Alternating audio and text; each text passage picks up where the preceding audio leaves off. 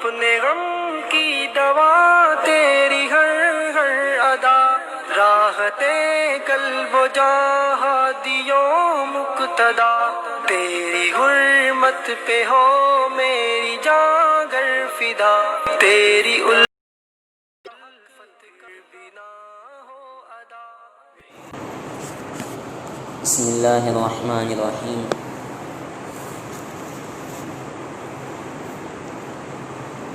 یا ایہا الناس انا خلقناکم من ذکر وانثی وجعلناکم شعوبا وقبائل لتعارفوا ان اکرمکم عند اللہ اتقاکم۔ وقال النبی الحبیب صلی اللہ علیہ وسلم المؤمنون کجسد واحد ان اشتکا بعضه اشتکا کلہ او کما قال علیہ الصلاۃ والتسلیم۔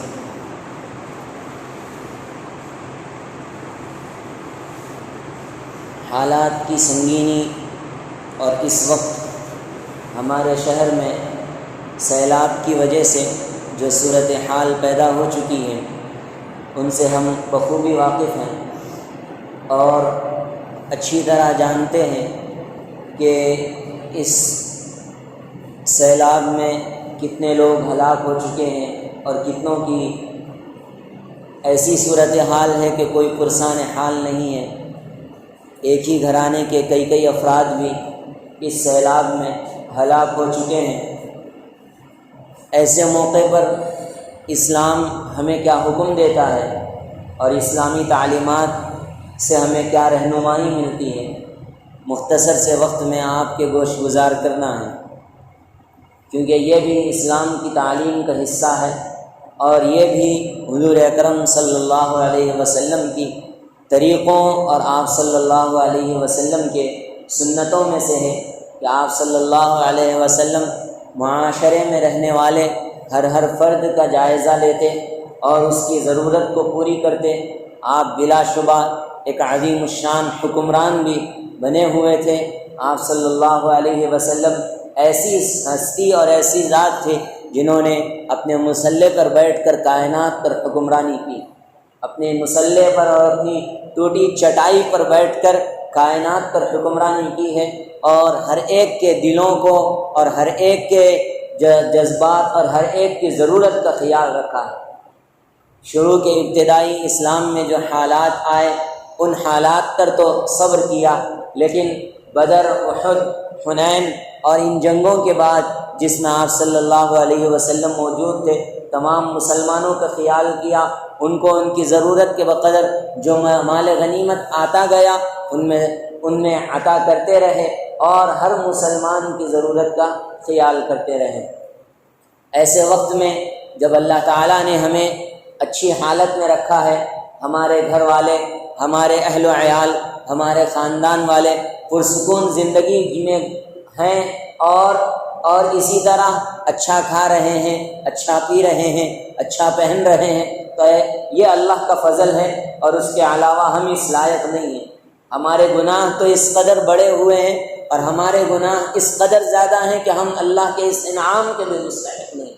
ہم اللہ کے اس فضل کے بھی مستحق نہیں تھے۔ محض اللہ نے اپنے فضل سے حضور اکرم صلی اللہ علیہ وسلم کے صدقے سے اللہ تعالیٰ نے ہمیں بچایا اور اللہ تعالیٰ نے ہمیں پرسکون حالت میں رکھا۔ تو ایسے وقت میں ہمیں دو چیزوں کا لحاظ کرنا ہے، ایک تو شکر کرنا ہے اور دوسرا یہ کہ اللہ تعالیٰ نے جو آپ کے اندر استطاعت رکھی ہے تو اپنے مسلمان بھائیوں یا پوری جمعیت، پوری انسانیت میں جو پریشان ہیں ان کی دستگیری کرنا ہے اور ان کی فریاد رسی پر لبیک کہنا ہے۔ اور یہ شکر کا تقاضا بھی ہے، اور یہ شکر کا تقاضا بھی ہے کہ جب اللہ ہمیں محفوظ فرمایا ہے، کیا کر سکتے تھے اگر ہمارے اوپر وہ صورتحال پیدا ہو جاتی جو حیدرآباد کے دیگر علاقوں میں پیدا ہوئی ہے؟ کیا کر سکتے تھے اگر جو دوسرے علاقوں میں جس قدر پریشان ہیں لوگ، جس قدر پورا کا پورا علاقہ ڈوبا ہوا ہے، پورے کے پورے کالونیز ڈوبے ہوئے ہیں، پورے کے پورے لوگ وہاں چھوٹے چھوٹے معصوم بچے اس پانی میں بہہ کے چلے جا رہے ہیں، کوئی انہیں پوچھنے والا تک نہیں ہے، کوئی پرسان حال تک نہیں ہے، قریب کھڑے 10-10 20-20 افراد موجود ہیں لیکن کوئی بچا نہیں پا رہے ہیں۔ سب سے پہلی بات تو یہ کہ یہ ہمارے گناہوں کا شاخسانہ ہے جو اللہ رب العزت کے یہ عذاب کی شکل میں ظاہر ہو رہا ہے۔ سب سے پہلی چیز ہم اللہ رب العزت سے معافی مانگے، اے اللہ ہم سے جو بھی گناہ ہوئے ہیں خلوت میں جلوت میں، اے اللہ ہم اس سے آپ سے معافی چاہتے ہیں، بس آپ اپنے فضل سے ہمیں حضور اکرم صلی اللہ علیہ وسلم کے صدقے سے ہمیں اور ساری امت کو معاف فرمائیے۔ پھر اس کے ساتھ ساتھ ہمیں شکر ادا کرنا ہے، اے اللہ آپ نے ہمیں محفوظ رکھا، ہمارے پورے خاندان کو محفوظ رکھا، ہمارے پورے گھر والوں اور ہمارے رشتہ داروں دوست احباب کو محفوظ رکھا، ہم اس پر آپ کا شکر ادا کرتے ہیں۔ شکر کا ایک تقاضا یہ بھی ہے کہ ہم آپ کو اللہ تعالیٰ نے جو استطاعت دے رکھی ہے، جتنا مال اور فراوانی اللہ رب العزت نے دے رکھی ہے، آپ ایسے افراد کے پاس جائیں جو مستحق ہیں، اگر آپ ان تک نہیں پہنچ سکتے، ایسی تنظیموں ایسے افراد سے رابطہ کریں جو اس وقت کام کر رہے ہیں، گھر گھر جا کر انہیں ان کے اشیاء خردونوش پیش کر رہے ہیں، ان کے کھانے کا، ان کے پہننے کا، ان کی ضرورتوں کا استعمال کر رہے ہیں۔ بہت سے لوگ پریشان ہیں، مستقل ہر دن ایک الگ الگ داستانیں سامنے آتی ہیں، اخبار کی سرخیاں پڑھیے، اخبار کے حالات کا جائزہ لیجئے، آپ دیکھیے کس قدر لوگ پریشان ہیں، کس قدر محتاج ہو گئے ہیں۔ آپ کو اللہ نے فراوانی دی ہے، آپ ایک ٹیم بنائیے، ایک تشکیل کیجئے، آپ خود سے آپ لوگوں کے پاس جائیے، اور اگر نہیں جا سکتے آپ تنظیموں سے رابطہ کیجئے اور ان غریب فریاد رسوں جو اس وقت محتاج بن گئے ہیں، کھانے کے لیے ان کے پاس کھانا نہیں ہے، پینے کے لیے ان کے پاس صحیح پانی تک نہیں ہے، پہننے کے لیے کپڑے تک میسر نہیں ہے،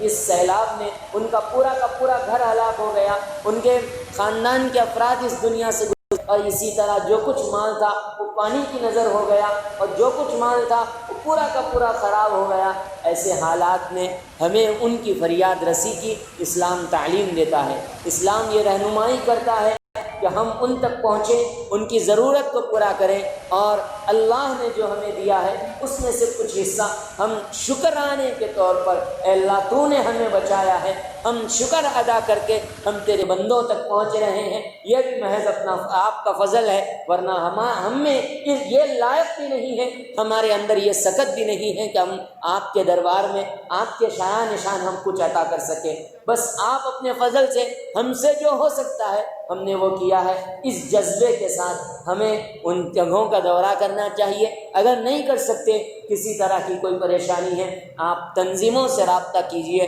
کئی تنظیمیں ہیں جو اس وقت کام کر رہی ہیں، آپ تنظیموں سے رابطہ کیجئے، وہاں تک کہ لوگوں تک آپ سے جو بھی مدد ہو سکتی ہے آپ ان تک پہنچائیے، یہ اسلام کا تقاضا ہے۔ میں نے جو حدیث کریمہ پڑھی ہے اس میں اللہ کے نبی علیہ الصلاۃ والسلام نے فرمایا، المؤمنون وفی روایت المسلمون کجسد واحد، تمام مسلمان، سارے کے سارے مسلمان ایک جسم کے مانند ہیں، سارے کے سارے مسلمان ایک جسم کے مانند ہیں، ان اشتکا بعضہ اشتکا کلہ، اگر اس کے بعض حصے کو تکلیف پہنچتی ہے اس کے پورے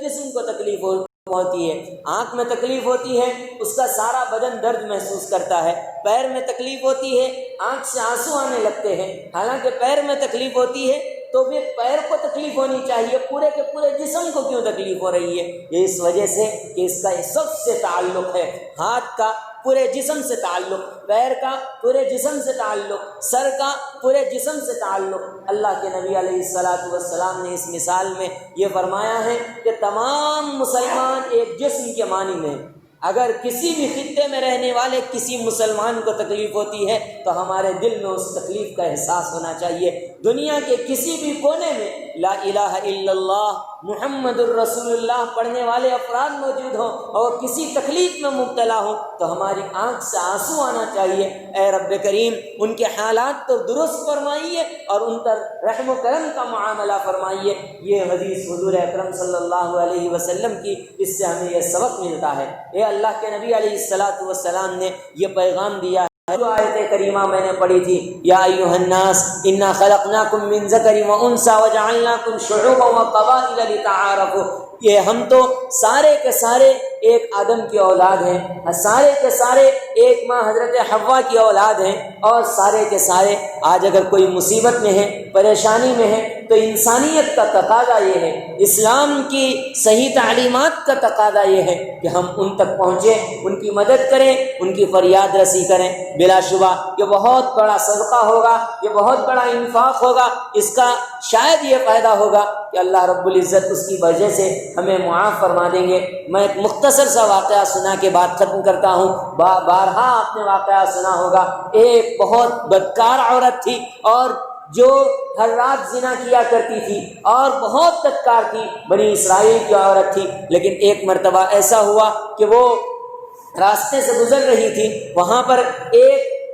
کتے کا چھوٹا سا بچہ پڑا ہوا ہے اور وہاں پر وہ چھوٹے سے بچے کو پانی کے لیے تڑپ رہا ہے، پانی اس کے پاس نہیں ہے، وہ پلانا چاہتی ہے، وہ اس کے پانی پینے کے لیے کوئی آسرا نہیں ہے۔ وہ عورت اس منظر کو دیکھتی ہے اور اس منظر کو دیکھ کر اپنا گریبان پھاڑتی ہے، گریبان کو پھاڑ کر اپنے بستے کو نکال کر اس سے ایک کنویں سے پانی نکال کر اس سے پلاتی ہے۔ حدیث پاک میں آتا ہے اس واقعے کی وجہ سے اللہ پاک نے اس بدکار عورت کی مدد کی، اس بدکار عورت کو معاف فرما دیا۔ اور حدیث کے ذیل میں ایک اور واقعہ لکھا ہے کہ ایک بہت بڑی تہجد گزار، نیک عبادت گزار خاتون تھی، لیکن وہ بلی کو رات میں باندھ کے رکھا کرتی تھی۔ اللہ پاک اس کی وجہ سے اسے عذاب عطا فرمائیں گے۔ یہ حدیث پاک میں واقعہ ہے۔ جب